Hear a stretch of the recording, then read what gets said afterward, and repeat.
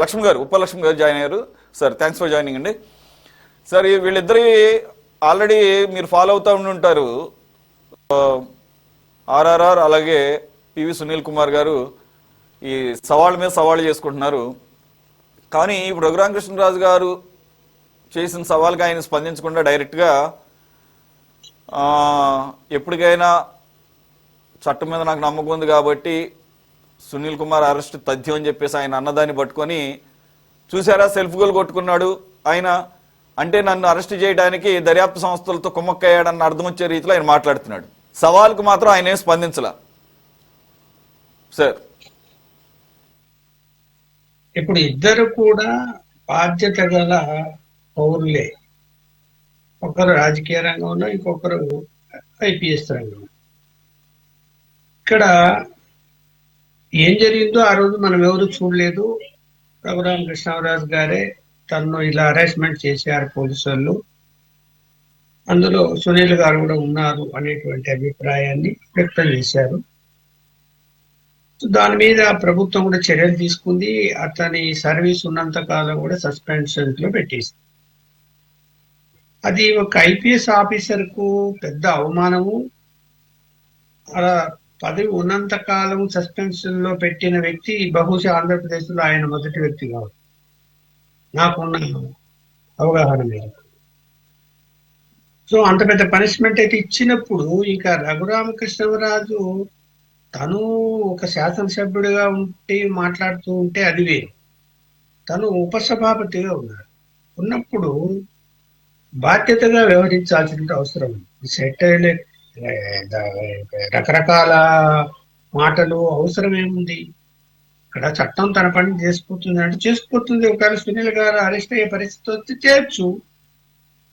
దాన్ని ఎత్తి చూపాల్సినటువంటి అవసరం అయితే లేదు. తను ఇప్పుడు ఉపసభాపతిగా ఉన్నప్పుడు, ఉపసభాపతి అంటే రాజకీయాలకు అతీతంగా శాసనసభను సక్రమంగా నడిపేటువంటి వ్యక్తి. సో సభాపతికి ఎంత అంటే స్పీకర్కి ఎంత బాధ్యత ఉంటుందో ఈయన కూడా అంతే బాధ్యత ఉంటుంది. సో అలాంటి వ్యక్తి హుందాగా వ్యవహరిస్తే బాగుంటుందేమో అని నేను అనుకుంటున్నాను. ఆ హుందాతనం వదిలేసి నువ్వు చీపుగా మాట్లాడితే ఇంకా మరి అవతల వాళ్ళు కూడా అంతకంటే ఎక్కువ చీపుగా మాట్లాడతారు కదా, మాట్లాడకుండా ఎందుకుంటారు?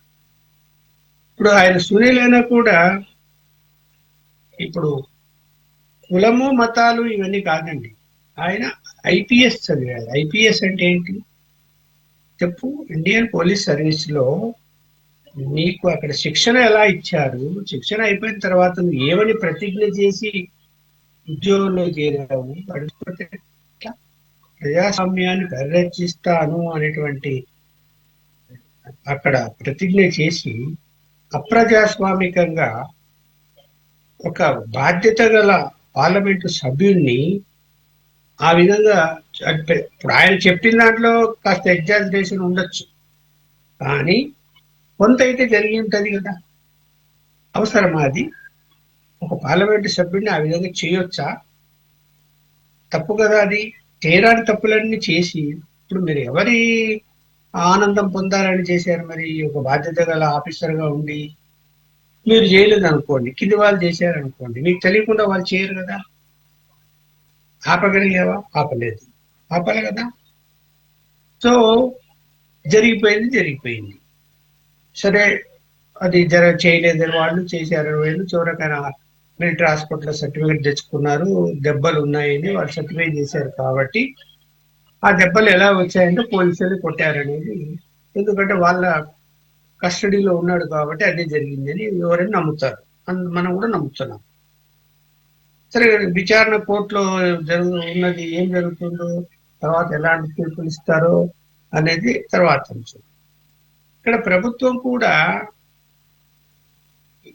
ఏమి ఆలోచన చేయకుండా ఏమి నిర్ణయాలు అయితే తీసుకోవటం లేదు, చాలా జాగ్రత్తగానే తీసుకుంటున్నారు.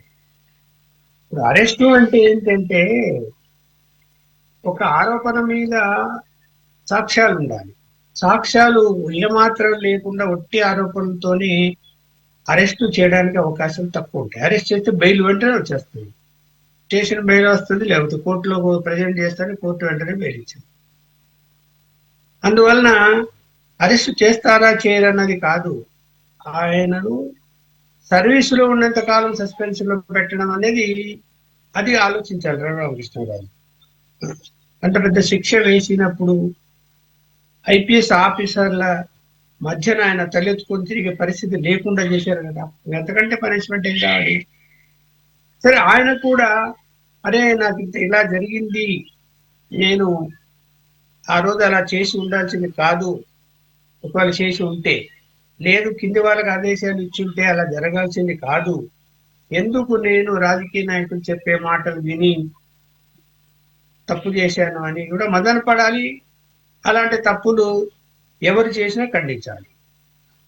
ఆ లైన్లో ఉండాలి. అలా కాకుండా ఆయన కూడా రాజకీయ నాయకులాగా మాట్లాడుతున్నాడు, ఇవాళ రకరకాల మాటలు మాట్లాడుతున్నాడు. ఏమో రాబోయే కాలంలో ఆయన రాజకీయాల్లో చేస్తామో తెలియదు. చాలా మంది ఐఏఎస్లు ఐపీఎస్లు రాజకీయాల్లో చేరుతున్నారు ఈ మధ్య కాలంలో. సో ఆయన కూడా చేస్తారో తెలియదు. ఏది ఏమైనా జగన్మోహన్ రెడ్డి గారి సమయంలో అంత స్వేచ్ఛ వీళ్ళకి ఎలా వచ్చింది అంటే, వీళ్ళు అంటే ఈయన గురించే కాదు, ఇంకా చాలా మంది అధికారుల గురించి అక్కడ నాయకుడి మన్నన పొందితే మనం ఏ తప్పు చేసినా ఏ అవినీతి చేసినా చెల్లుతుంది, హాయిగా సంపాదించుకొని దర్జాగా వచ్చు అనేది అక్కడ కనిపిస్తుంది. అలా అలా ఆ దారిలోనే వెళ్ళారు చాలా మంది. ఇంకా ఏమన్నారు అంటే మళ్ళీ నెక్స్ట్ కూడా జగన్మోహన్ రెడ్డి గారు వచ్చేస్తారు కాబట్టి అబ్బో ఇంకా మనకు తిరిగేలేదు అనుకున్నారు. కానీ ప్రజలకు సమాధానం చెప్పారు దానికి. సో అది ఊహించలేకపోయారు వీళ్ళు, ఆ మత్తులో ఉండిపోయారు. సో మత్తు వదిలింది. ఇప్పుడు వదిలిన తర్వాత ఇప్పుడు ఇంకా రఘురామకృష్ణరాజు గారు అంతగా ఆవేదన చెందాల్సిన అవసరం లేదు, అంతగా రెచ్చిపోయి మాట్లాడాల్సినటువంటి అవసరం లేదని నేను ఓకే లక్ష్మి గారు. మరో